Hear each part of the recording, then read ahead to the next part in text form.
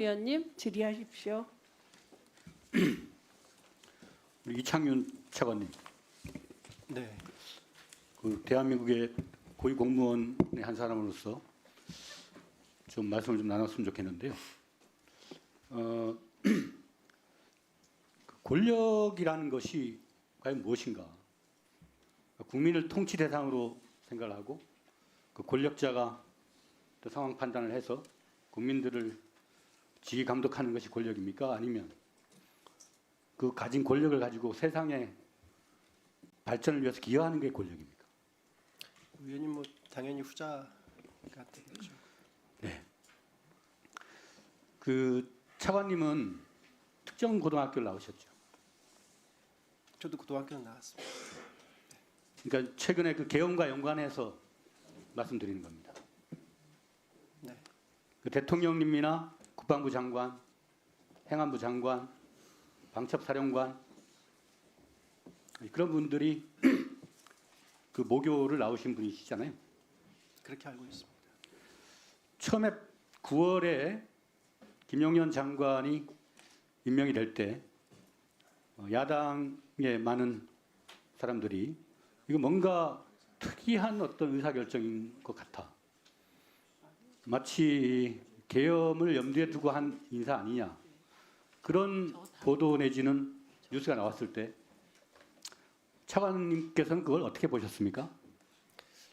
뭐 위원님 그거는 저희 장관께서 아까 답변하셨지만 저희 국정의 운영에 참여하는 저희 일반 모든 공무원들은 사실 거기에 대한 어떤 별다른 특이한 동향이나 상황에 대한 인지는 전혀 없었습니다.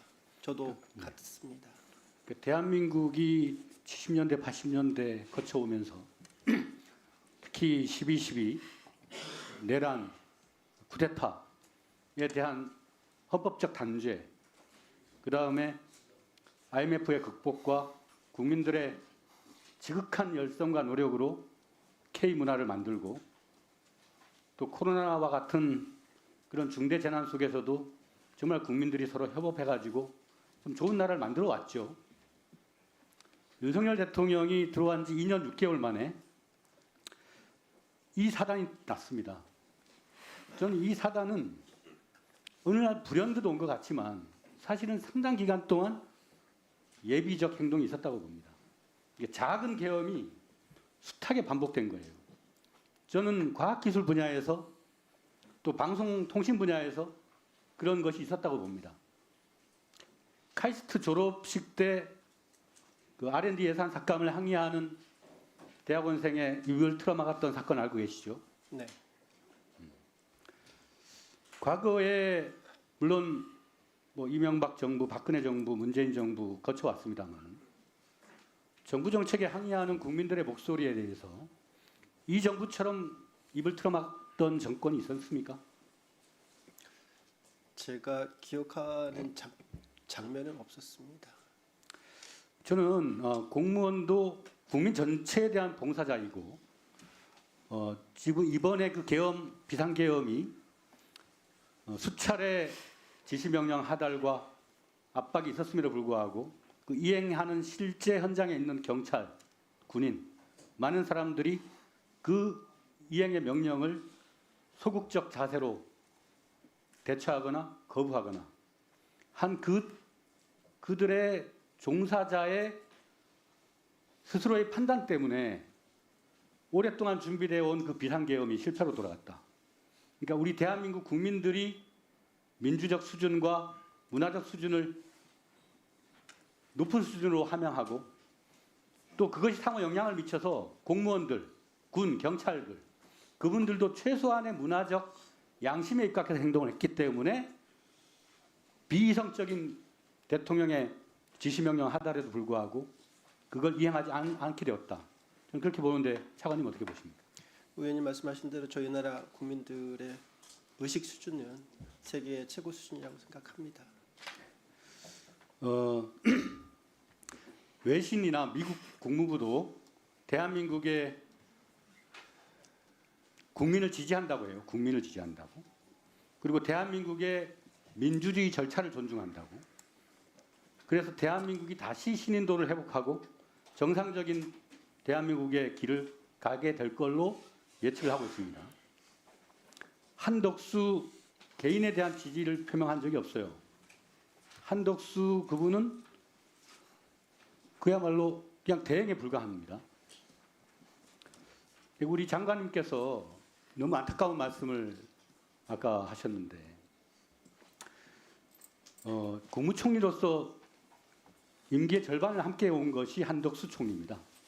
한덕수 총리가 대통령을 불과 한두 달 전에 어떤 언론 인터뷰에서 정말 개혁적인 대통령님이시다라고 말씀하셨고 대인배라고 또 얘기했습니다. 계엄은 가짜 뉴스 중에 가짜 뉴스라고 한덕수 총리가 말을 했어요. 그런 상황 인식이 우리 장관님께서 존중하고 존경할 만한 그런 대한민국의 2인자로서의 태도 맞습니까?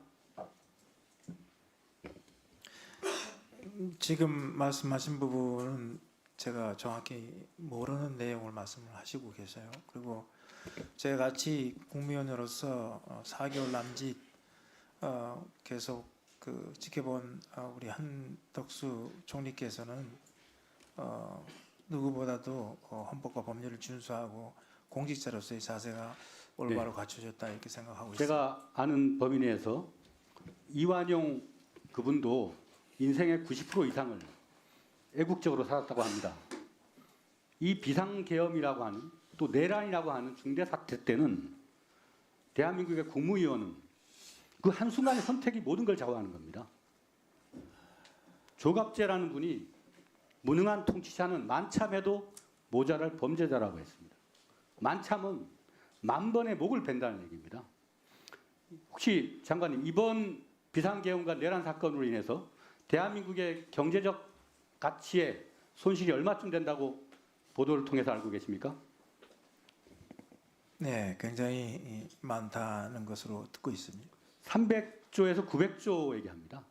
지금 우리 차관님 연간 우리 지원하고 있는 R&D 예산이 얼마입니까? 정부 R&D는 30조 조금 안 됩니다. 그러면 이제 금년은 900조 좀 면 줄었습니다만. 30년치 R&D 사업이에요. 대한민국이 과학기술 입국을 30년 할 수 있는 예산을 재정을 이 쿠데타로 날린 겁니다. 그러면 국민들의 울분은 누구를 향해 가야 됩니까? 대통령이 직무정지가 됐어요. 그럼 누구 얼굴 봅니까? 대행 얼굴을 봅니다. 대행이 반성하고 참여하고 있다면은 대통령 잘못 모신 죄가 있다면은 빨리 이 합법적인 탄핵 절차에 이행을 하도록 협조하는 것이 국민들의 울분 아니겠습니까? 그걸 국민의 대변자로서 국회의원들이 얘기하고 있는 겁니다. 따라서 저는 지금도 시간이 있습니다. 장관님께서는 대행께 헌법적 절차를 존중하고 헌법재판관의 임명을 빨리 서둘러서 이 내란 행위를 종식하도록 말씀하십시오. 그 말씀 하실 수 있잖아요. 네, 유념하겠습니다. 김현 의원님 질의하십시오. 좀 사실관계를 바로 잡을 일들이 좀 있는데